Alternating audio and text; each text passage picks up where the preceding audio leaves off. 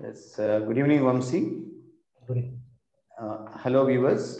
Let me introduce Matsri Vamsi at the beginning, then I'll hand over these sessions to him.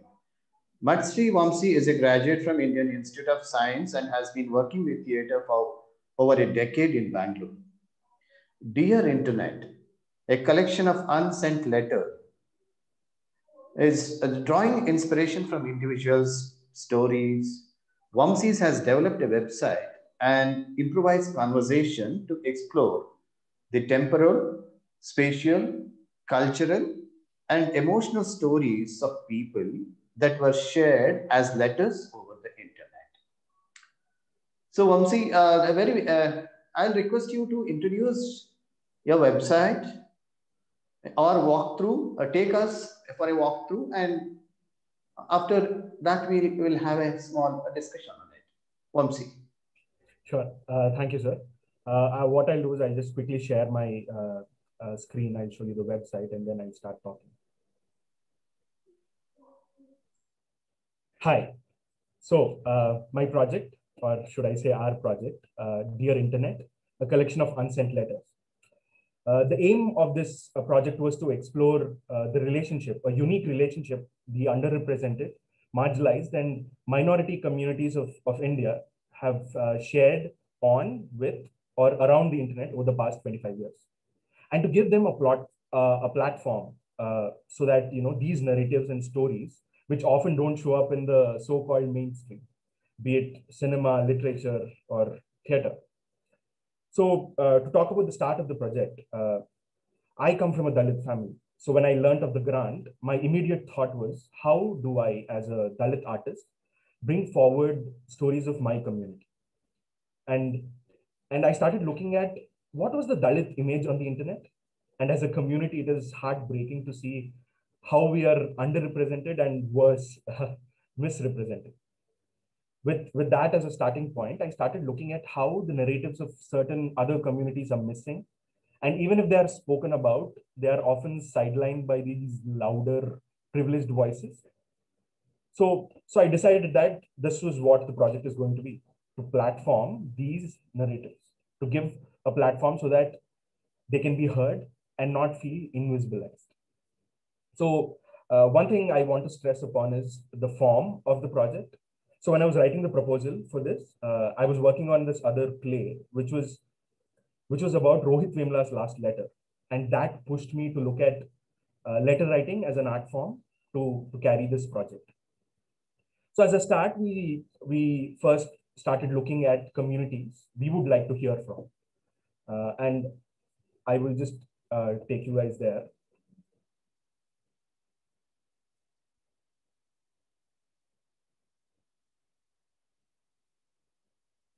Can you guys see my screen? Yeah, okay. Yeah, please go through that. Huh. So in this project, we've decided that we're going to give voice to these narratives that are often not seen. So we started looking at what communities we want to tell stories from. So these are can you see the intersections or the communities? Yes, sir? Huh. No, it's going now. Please continue. Okay. So the intersections that the communities we were looking at were these communities, these 10 communities. And the moment we decided that, okay, these are the obvious communities that are underrepresented in the Indian subcontinent. How do we bring more nuance to this. That is when we've decided that we will look at intersections of these communities. And we also took this as an opportunity to inform ourselves about the politics of this intersectionality and how we can address different aspects of power and how it is not experienced by everyone, and how oppression within these intersections plays out. As part of this journey, we've invited contributors to share their stories, their experiences that they had on or with the internet. So we have interacted about 100 contributors and artists. We heard their stories, and based on the contributions that we have received, we decided that we'll focus on 5 intersections for this edition of the project. If you can look on the screen, these are the intersections that we have decided to focus on: Kashmiri children, women who are visually impaired, Dalit women, Bahujan women, and lesbian women. So we reached out to these contributors through phone call, Zoom call, emails, so that we could conduct exploration sessions. And they took us through how their relationship with the internet is, and now how they would want it to morph in the future. So after we found these stories and we understood their relationship with the internet, we worked with artists from the same intersections, writers, storytellers, and actors. And we've created characters inspired by our contributor stories, the stories that we have collected. And as a result of this collaboration, we came up with 5 collection of letters written by these characters, which were inspired from our contributor stories to the internet. As I said, these were the 5 intersections that we worked on: Kashmiri children, visually impaired women, Dalit women, Bahujan women, lesbian women. I'll quickly talk about each of these intersections. One of them is Kashmiri children. The reason we wanted to speak about Kashmir is to highlight what is happening in Kashmir with the internet blackout and all the atrocities that are going on, and because of the pandemic, how things are even more restricted. And when we reached out to them, as expected, they were not keen in sharing their stories with me, a person who lives outside of Kashmir, who's not from the community. And we understand that. And we were sad and angry at the same time that we are unable to tell any of these stories, or at least pass on the mic to them. And we had almost given up. But through an artist friend of ours, we reached out to a teacher in Kashmir who saw some value in what we are trying to do. And she said maybe there would be students who would be interested in being part of this project. And because of the slow internet speeds and blackouts, we couldn't do the regular interaction session with them. So we just requested them if they would be interested in writing a letter directly to the internet and tell whatever they had to say. And in this link, you could look at the letters that the children wrote to the internet.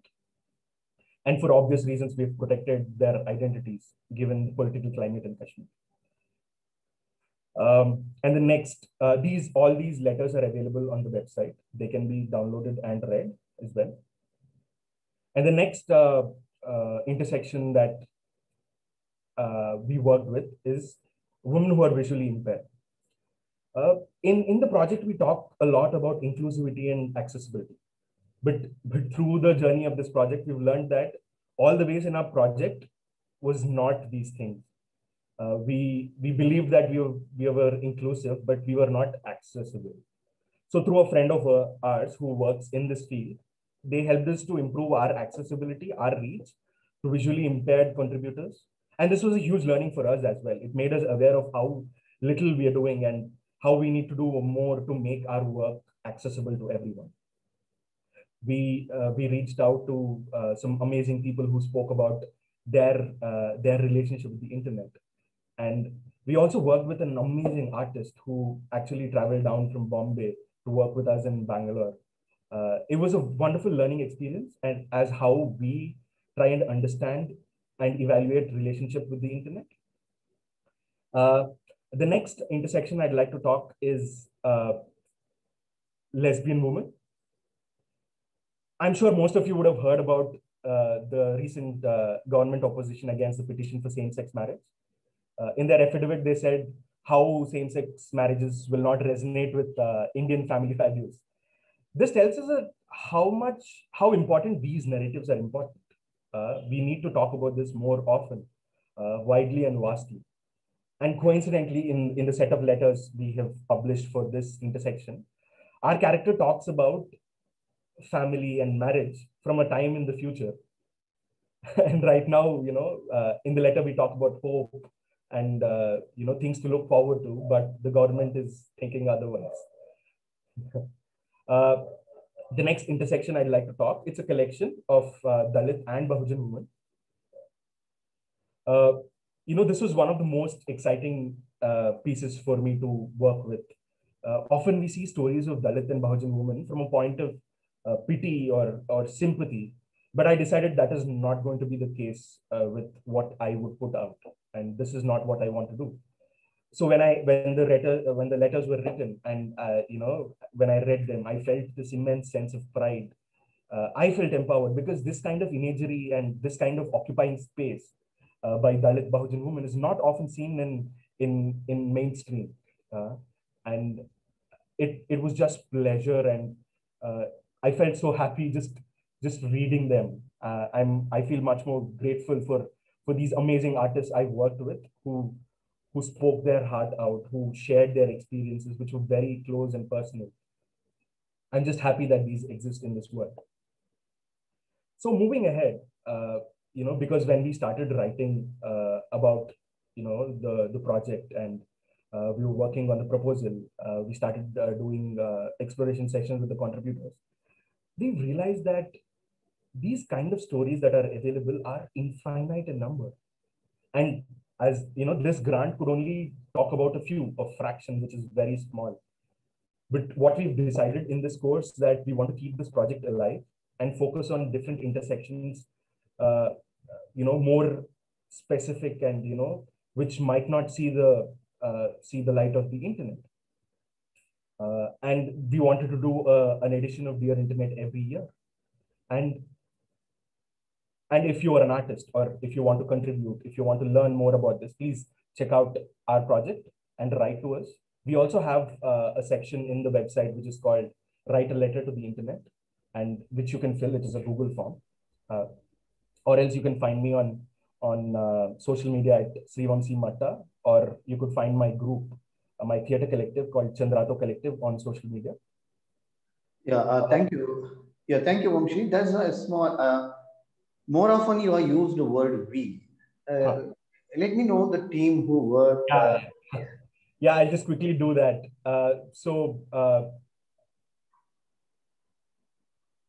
basically, when I say we, it's not just me. There were two other people who were part of the project. Me being the project director. We have Nidhi, who's our designer, who designed beautiful letters that are put up on the website. And we have Harsha, who worked as a researcher for the project.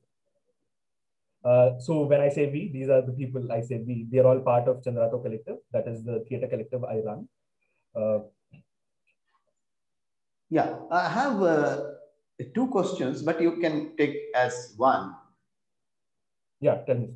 Yeah, is it only the sympathy towards these 6 intersections, or you want to contextualizing the current or maybe ongoing discussion as way of expressions here? Yeah, sorry, you can. No, sympathy is not the word at all, because one of the big reasons of telling these stories is because they have to exist. These narratives being existent is in itself resistance, is in itself revolution, because in the mainstream, these narratives are not available. Even if they are available, they are very misrepresented, because the people who are telling these stories don't come from the communities. And the main reason to tell these stories is just asserting the identity and saying that these narratives exist as much as the others that exist and which call themselves mainstream. So sympathy is not the word. It's just, to tell that these narratives exist and they exist as normal as possible. Since you have six intersections, and how the autonomy of every individual letter being maintained while documenting all this, maybe in the process.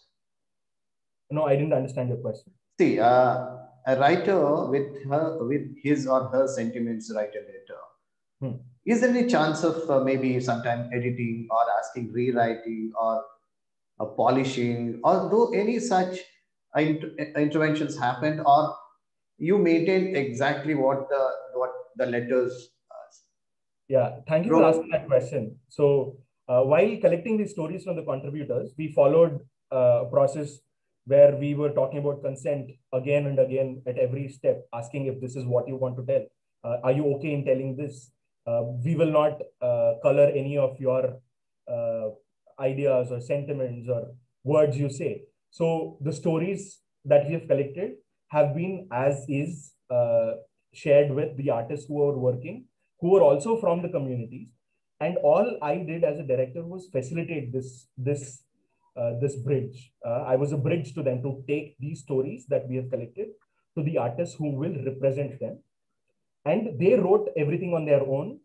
All I did was facilitate. And the letters they wrote have been published as is. So nothing has been changed or edited or, yeah.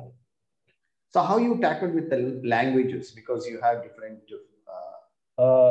So thankfully, the stories that we have received in different languages, we have translated them to English, and we worked with actors, story writers, and storytellers who were comfortable with the English language.